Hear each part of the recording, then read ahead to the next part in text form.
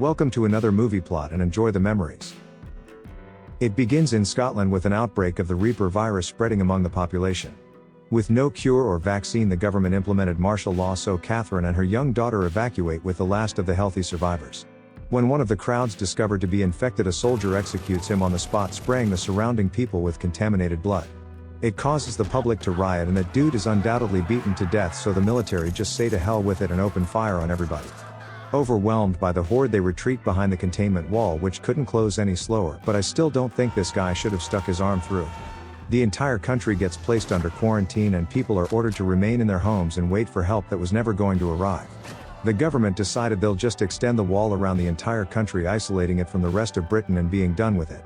During the riot, Catherine's child loses an eyeball, but she still manages to convince an SAS team to evacuate the kid on their helicopter.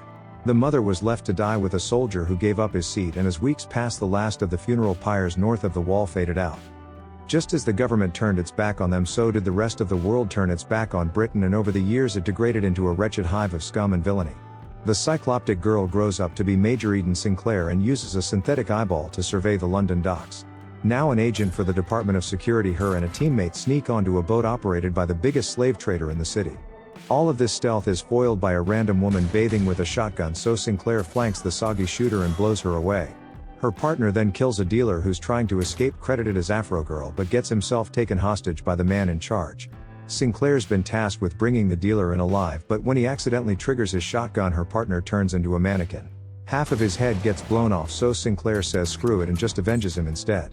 Afterwards, her captain Nelson arrives to find out what happened, but Sinclair just pops her eyeball back in and hands him the recording. She also carries around a letter everywhere with her childhood address on it, but can never return due to the whole end of the world situation. Elsewhere, police officers are on a routine drug raid when they come across a rat king of homeless people infected with the Reaper virus. The Prime Minister Hatcher's informed of the national emergency by his right-hand man Michael, so they hold a conference to brainstorm ideas.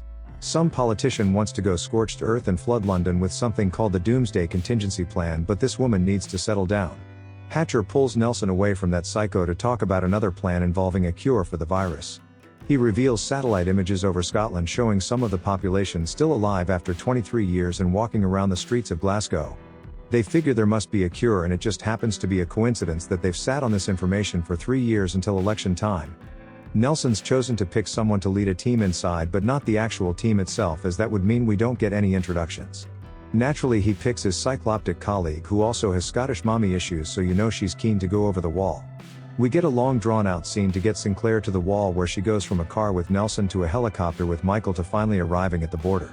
She's briefed about only having 48 hours to find the cure before Nuclear Jane gets the go-ahead to drown the city of London.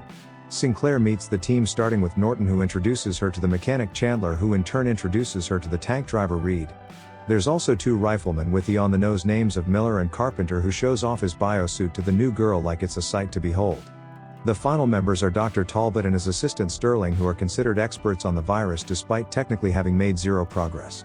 Sinclair's new team head out in 2 APCs to the wall gate, which needs to be cut open after being welded shut all those years ago. They find Scotland filled with hundreds of replenished cattle numbers, which is ironic considering in the end the population had turned to eating themselves due to starvation. The houses are marked with the number of survivors left to rot inside, and the team searches for a Dr. Kane, who was a leading specialist when the gates closed. They pull up at a medical facility, because what better place to find a doctor, and make their way up floor by floor with guns ready. As they come up on a blood-covered infirmary on the 5th floor, Chandler all of a sudden has a woman standing outside of his APC. She doesn't respond to anything said, so against Sinclair's orders, the mechanic kidnaps the woman and places her in a plastic container.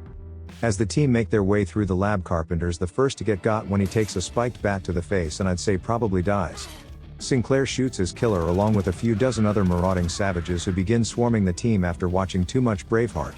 It's basically just a slaughter, as the team has no more casualties inflicted, which is more than can be said about the APCs outside.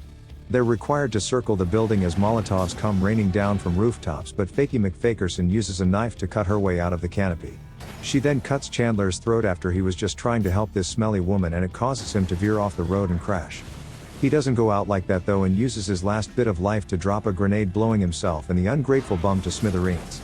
Meanwhile, a marauder on the 2nd APC smashes the driver's portal, but Reed knocks her off while entering the underground car park.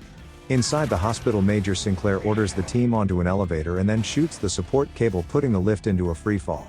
She then drops a silicon grenade, instantly encasing them in an expanding foam and cushioning their impact into the basement. They all board the APC before Marauders reach them, and Corporal Reed squishes the one that she knocked off on their way out. With the glass now missing, a Marauder standing in the perfect place fires an arrow directly into the cockpit, striking Reed in the neck. They lose their final APC as the corporal dies while Talbot's leg's injured, and the Marauders immediately overwhelm them. They beat Miller to death, which is better than what's going to happen to Dr. Talbot, but Norton and Sterling escape as it would be stupid to remain behind. Sinclair stays only to be caught by the Lieutenant Viper, who sizes up her competition before having her knocked out and brought back to their headquarters. Sinclair wakes up in the dungeon with a GIMP playing in the corner and the gang's leader Saul proceeding over her interrogation. He wants to know a way over the containment wall, but Sinclair refuses to let that silly hairstyle out of Scotland. Saul considers her his ticket to the promised land and collects his GIMP before leaving to attend a concert in the Marauder arena. He's introduced like a rock star and dances around on stage with a pair of women and a bunch of men dressed in kilts, as these people are diabolical. After a few more minutes of this, Viper rolls into the arena on a vehicle called the Rare Medium Crispy with tonight's dinner strapped to the front. They have it lower Talbot into the fire pit, whose last thing he ever sees is Viper's manicure and tongue that she can't seem to keep in her head. Once burnt alive until what I can only assume is medium rare, he's beheaded by Viper in a rather nasty ritual that sees the entire population consume his body. When a slice of suspicious-looking pork product gets brought to Sinclair, she uses the guard's piercing to coerce him into unlocking her cell, then kills the man who chose fashion over not having a chain hanging from his face. She then retrieves her watch and comes across Dr. Kane's imprisoned daughter Callie, who says she can lead them to her father. Just then Viper rushes Sinclair with a pair of swords so that she can disarm her of one of them, and we get a sword fight. With a slice to the stomach and a hair grab from the jail cell, Sinclair is able to land a finishing blow and Viper's head falls about 10 seconds later when Callie finally lets go.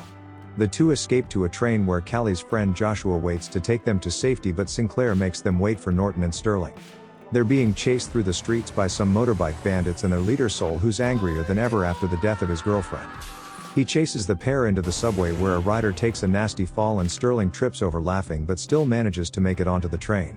They all escape the station together while Saul screams off his frustration, and when that doesn't work he punches this loser. It's revealed that old Roosterhead here is actually Callie's brother and they're Dr. Kane's children, as it's a family affair. This messed up duo were raised to believe that the outside world doesn't exist, but Sinclair's presence here proves Papa Kane a liar. Traveling deep into the mountains and even deeper underground, the team take a shortcut through a fallout shelter to pop out in a forest. The movie suddenly turns into King Arthur as Knights of the Round Table show up and shoot poor Joshua to show that they ain't no good guys. They capture the rest of the intruders and take them back to Kane's castle, which is the quickest way to get a meeting with him anyway. He's not the savior that anyone was hoping for, and Kane couldn't care less about the outside world nor that the Reaper virus has returned with a vengeance. His bloodline has a natural immunity, which is why these people flock to them, and he believes that anybody without it was destined to die or some hogwash like that. He sentences the outsiders to death as this group just goes from one chopping block to the next, and has his daughter branded because why not? We then get a gladiator-style conversation with Kane lamenting about how he lost his whole family to the virus after we literally just met two of them. He forces Sinclair into an arena with a heavily armored knight, and the crowd expects to witness an easy execution, but she puts up a fight.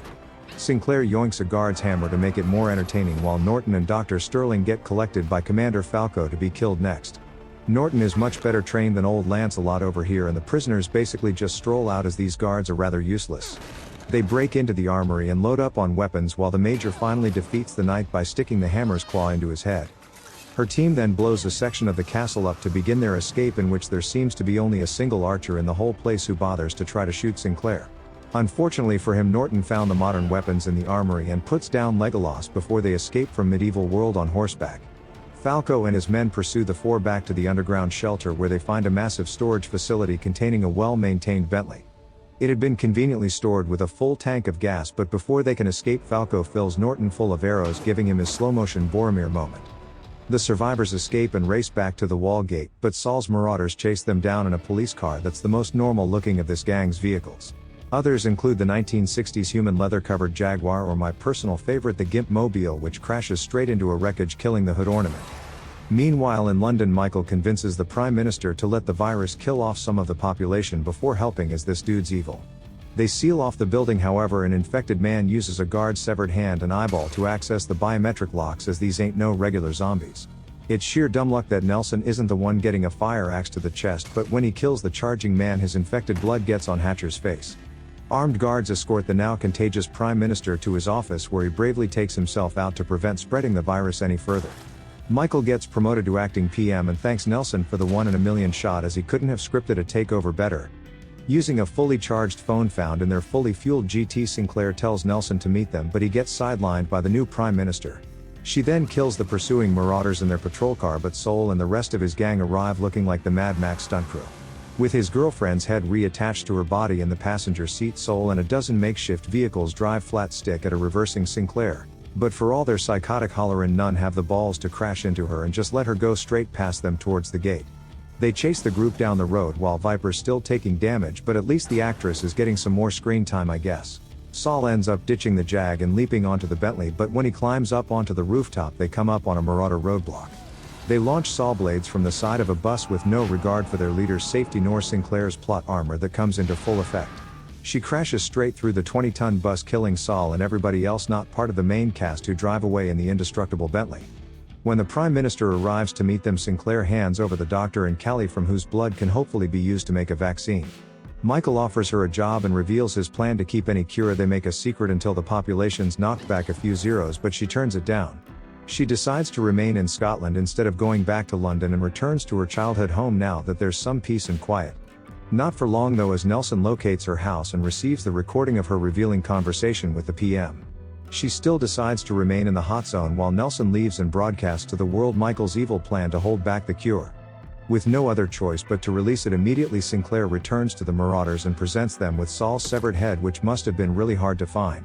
She tells them that dinner's served in reference to the dead dude, not herself, and becomes the new leader of the garbage people, as I guess she doesn't mind the smell. And the movie ends.